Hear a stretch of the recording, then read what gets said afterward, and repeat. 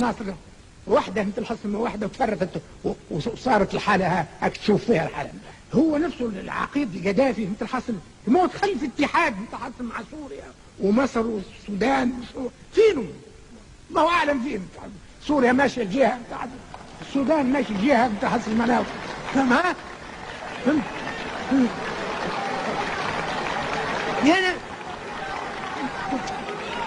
لأن مثل ما قال واحد من الحاضرين ما هيش وحدة شعوب، يلزمنا نوحدوا الشعوب، والشعوب ما تتوحد إلا ما تتغير الأدمغة وتتجه نحو توسيع معنى الوطنية اللي خلقناها وغذيناها مثل حصل معناها في دائرة تونسية جزائرية مغربية ليبية مصرية سورية لبنانية، حتى نغذيوها بأمور أخرى اللي نوسعوا بها مثل حصل معناها النطاق.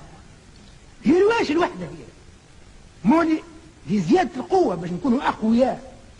إذا كان نبقاو ديما في الحالة هذه من الضعف والوهن والتأخر العلمي والتأخر التكنولوجي والقافلة متاع التقدم مثل حصل سايرة إلى الأمام، ما يزيدناش قوة مثل حصل كيف نزيدوا 1.5 مليون ليبيا على 5 ملايين توانسة مثل حصل معناه ونقولوا هاو